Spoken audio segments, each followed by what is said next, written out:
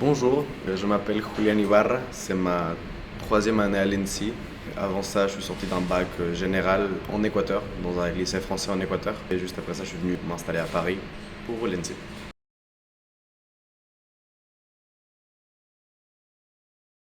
Rien que voir un peu cet alien de post-colonial, c'est déjà quelque chose qui touche à mes affects, mes intérêts personnels et l'histoire de mon pays. C'est quelque chose qui me touchait particulièrement et le fait de le voir dans un atelier de projet à l'ENSI, ça m'intéressait de voir quelle forme ça pouvait prendre ce type d'atelier de projet et surtout dans la coopération internationale, sachant le rapport hiérarchique que la France peut avoir dans le sud global.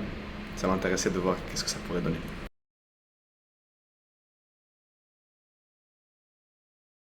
Je savais déjà que je voulais faire un projet qui tourne autour de la mémoire et sur comment est-ce qu'on pouvait articuler le passé pour la construction d'un futur ou la construction des identités, la découverte des identités qui peuvent être parfois multiples sous la colonisation et comment est-ce que par le biais du passé, par le biais de penser à ce passé parfois effacé, on pouvait faire évoluer ça.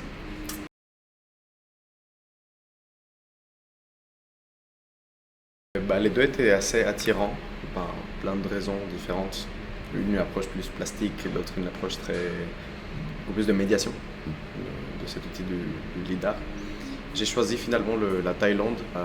Dans un tout premier temps, c'est vrai que peut-être le terrain du Rwanda m'a pas convaincu au bout de la présentation. C'était autour d'un projet de développement économique qui pour moi, ça touchait pas à mes convictions personnelles. Et du coup, j'ai décidé de m'orienter vers cet autre projet et comment cet outil qui est le LIDAR, que c'est un outil super high-tech qui permet de visualiser le passé d'une certaine manière, un passé précolonial, soi-disant en Thaïlande, et qui est inscrit dans ces ruines qui sont visibles avec le LIDAR dans un univers digital qui est très contemporain, très high-tech, un peu dépersonnalisé parfois. C'était un terrain assez fertile pour construire le projet.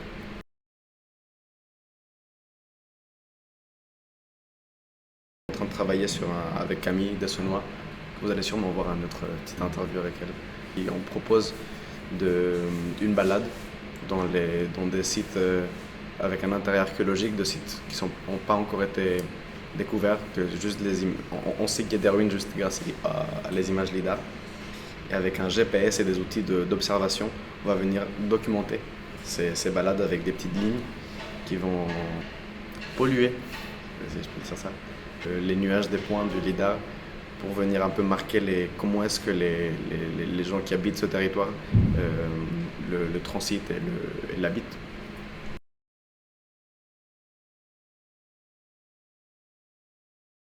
L'histoire coloniale touche directement à l'Amérique du Sud et lorsque je suis arrivé en France, ça m'a beaucoup intéressé de creuser cet aspect qui est identitaire et essentiel pour moi et pour ma manière de construire le projet et pour mon identité.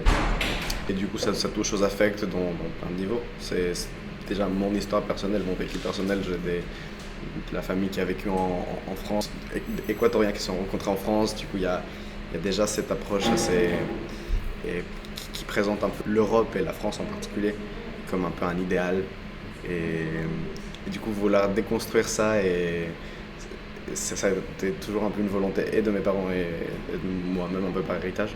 Le fait de la voir, de voir ce mot qui